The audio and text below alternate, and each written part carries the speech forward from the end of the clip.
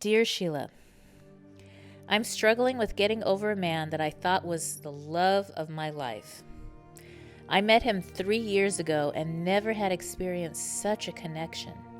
He and I had the same lifestyle, same incredible sense of humor, and connected on an intimate level that I had never experienced.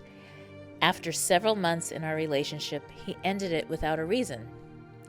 And then about 6 weeks after that, he came to me and apologized for his disappearing act. He told me that he had fallen in love with me and was scared that I would hurt him. Then, 3 months again into it, he totally ghosted me. I did not know if he was alive.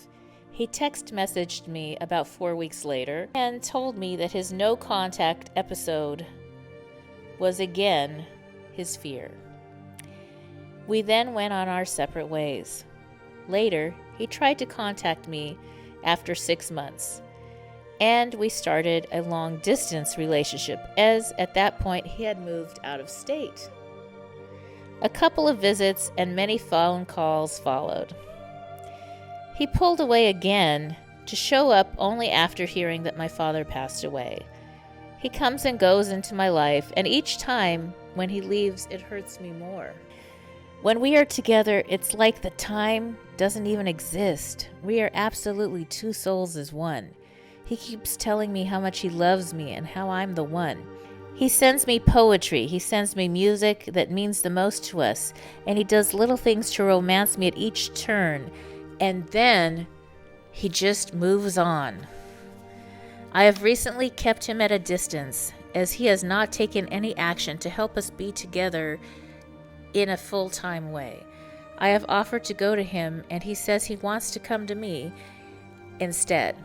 I've decided that I need to break contact with him. I do love him, but I no longer want to play games like this. I'm just trying to figure out, what am I doing wrong to attract such a man in my life, and what do I need to change? Signed, Done Playing Games.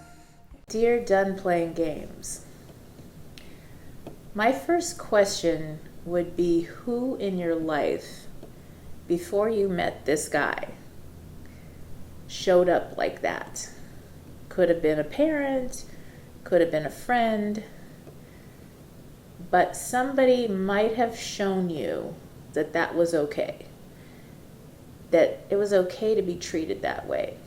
When somebody shows you that they're not able to have an open and honest relationship, and they kind of disappear a lot, many times, if you look at that, you're going to see it's very congruent with possibly somebody with an alcoholic or a narcissistic or sociopathic personality, somebody that's not fully present. It's good to look at how you're showing up and what's okay and what's not okay.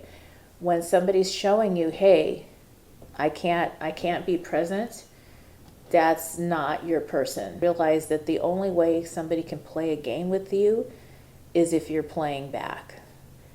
So when you stop playing games and you let people know, hey, okay, if you're gonna play this game, I'm not playing anymore.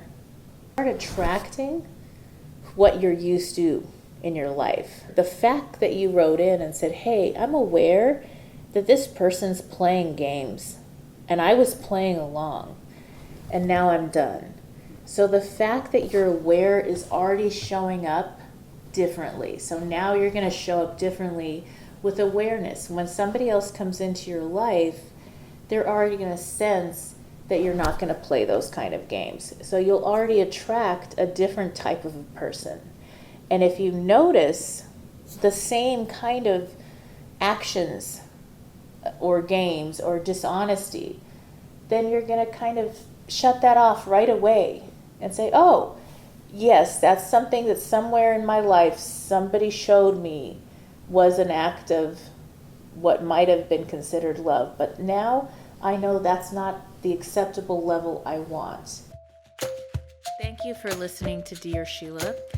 And if you'd like to learn more, go to www.sheilamac.com. or check out my new book on Amazon, Bootstraps and Bra Straps, the formula to go from rock bottom back into action.